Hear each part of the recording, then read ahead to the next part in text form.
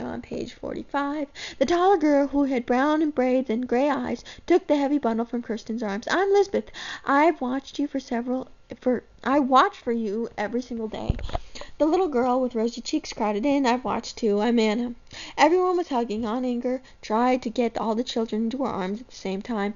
Papa and Uncle Olive pounded each other's shoulders. Uncle Olive grabbed Lars, then lifted Peter off his feet. Mama cried.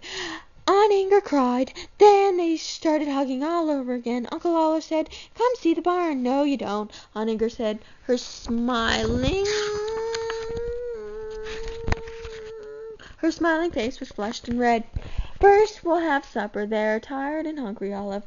They've come halfway around the world to get here, and we walked all day long," Peter added. Aunt Inger hugged Peter again. Then she turned to Mama and Papa. "You can get settled in your cabin after supper," she said, "and tomorrow you men can look at the barn while we women talk. Now come in and eat." From the doorway Kirsten saw fresh bread and butter, a big bowl of potatoes and onions, and a platter of fresh fish on Aunt Inger's long wooden table. Her mouth watered when she noticed the berry tart cooling on the back of the stove. "Don't worry about a little mud," Aunt Inger said as they began taking off their boots. Then she saw that their clothes were wet too.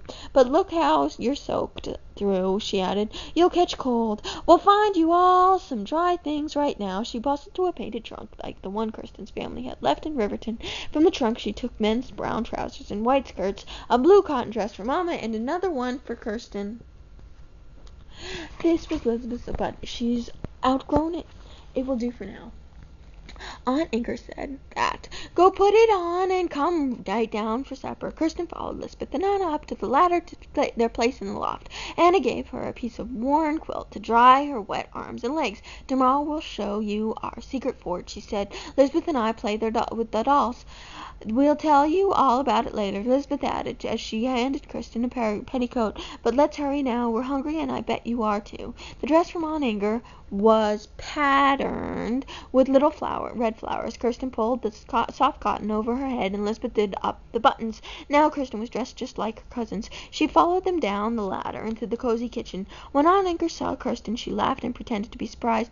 "Who's this new girl?" she asked. Have I met here before?" Mama took Kirsten's hand and turned her around for a good look. "Why don't you recognize Kirsten Larson, my American daughter?"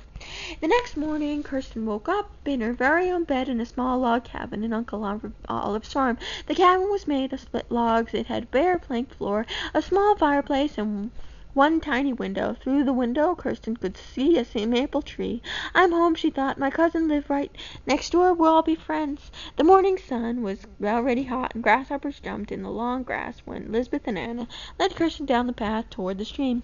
"You didn't tell your brothers about our fort, did you?" Anna asked. "Our fort is only for girls." Anna's cheerful round face made Kirsten smile. "No, Anna, I didn't tell them about the fort. I can keep a secret, I promise," she said. "Oh, good." Anna carried her rag doll under her arms. The doll's smiling, painted face made Kirsten miss Sally all over again. Elizabeth held up her hand for them to stop walking. "Is anyone coming?" she asked Anna. Anna scampered back a few steps and looked down the path they followed through the woods.